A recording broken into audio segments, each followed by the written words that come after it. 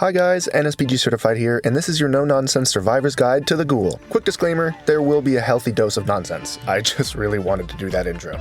Let's break down the power quickly and get you ready for Kaneki. He has 2 dashes at the start of the game. He can chain his second dash similar to Wesker, and his special attack also has auto-lock, meaning he can very quickly pounce on you and put you into deep wounds. If he grabs onto you using his first dash, he will jump to your location but not do damage, as he must dash at least once prior to be able to apply deep wounds. When he applies deep wounds with his power, he will have a long cooldown while he enters his enraged form. This sounds scary, but all it means is a third dash. That's it. You can tell whether he is currently enraged in a few ways. The easiest is visually, his Kagane will appear. Kagane? Well, no, that doesn't sound right.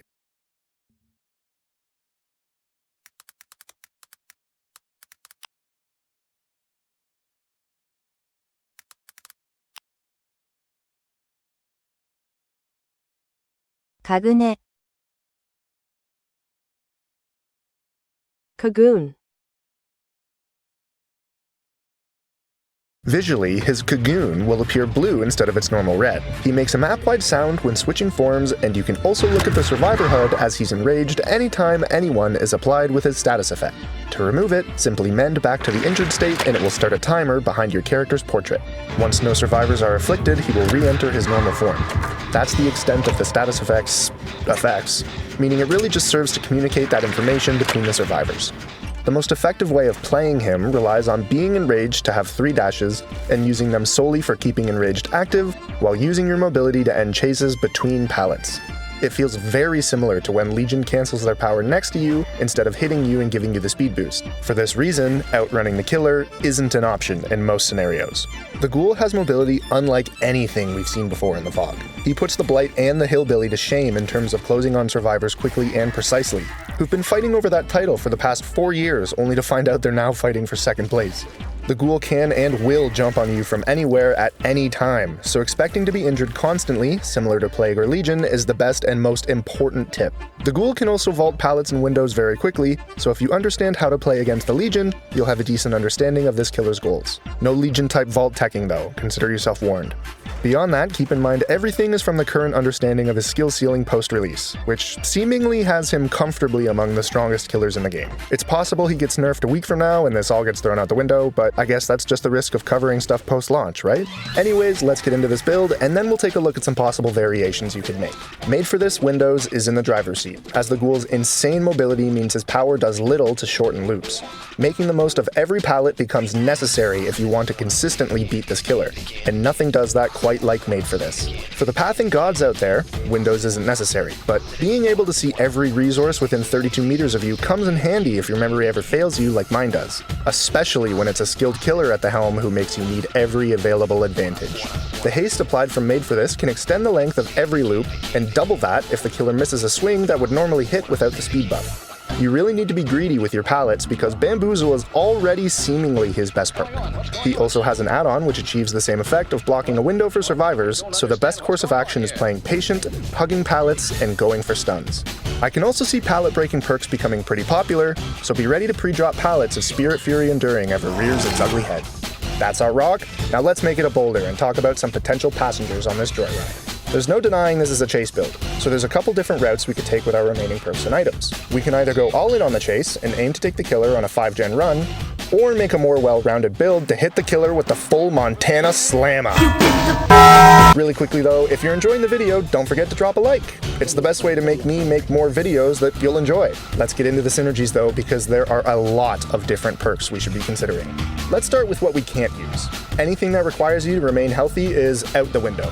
Drama Finesse Quick Gambit enthusiasts, I'm looking at you. Excessive aura reading is going to feel pretty pointless against a killer who covers this much distance this quickly. And finally, anything that gives you endurance does nothing in deep wounds. So Dead Hard is on the shelf for everyone except the very competent gamers. More on that later. Got all that? Okay, good. On to the good stuff. Fast Track is a perk I should have covered in my underrated perks video. This gains 3 stacks every time a teammate is put on hook, and hitting a great skill check while repairing a generator turns all of those stacks into 1% progress on a generator. instantly. For chase builds, specifically against killers that get easy hits like this might be the best bang for your buck in terms of looping while still applying meaningful gen pressure. Shoulder the Burden takes it a step further by literally taking a hook stage from a teammate, while not having the downside of being exposed because you're expecting to already be injured anyways. It also means you can get 3 more stacks of Fast Track, which could be what makes the difference. Adrenaline also pairs nicely, giving you the opportunity to take chase while the last generator's completed, or commit to finishing it yourself, knowing that the health state is on its way. Healing builds aren't the best option in my opinion, which is why it's better to embrace being injured and consider using Resilience. Paired with Made for this, you'll have the killer whiffing swings like they're facing Otani on the mound. If you did want to use healing perks though, I would recommend Solidarity. Passively healing yourself while healing teammates is just great, period. We'll Make It also pairs with it nicely, ensuring unhooked survivors are back up and running in no time. Leaning fully into the chase though, Dead Hard is an option to the gamers out there. You will be put in deep wounds a lot against the Ghoul, but if you're able to escape chase and mend, it does become an option. Dead Hard also gives you a way to apply deep wounds and activate Made for this against killers without a base kit deep wound mechanic, making your build overall much more versatile.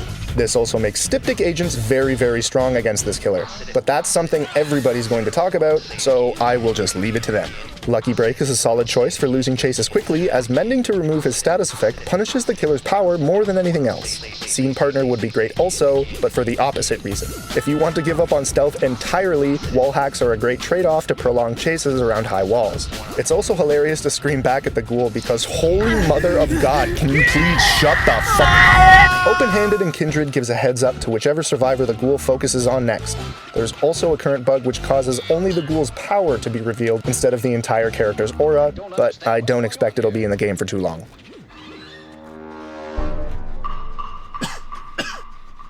As for which maps the Ghoul struggles most on, indoor maps with lots of pallets.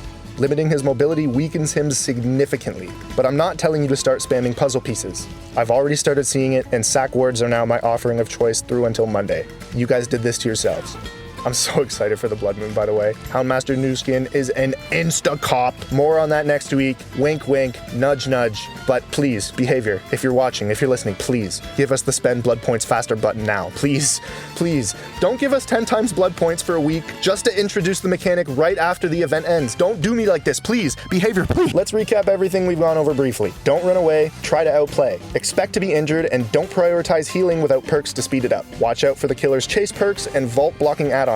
Indoor maps are your friend, and most importantly, how good is this chase music? As always, if you guys have perk combos that I didn't mention, please put them in the comments down below. I hate looking stuff up, but I love reading your guys' comments, and you've been giving me great suggestions recently, so keep them coming. If you enjoyed the video, don't forget to subscribe, and if you want to see more, check out the video on screen. Until next time, take care out there in the fog.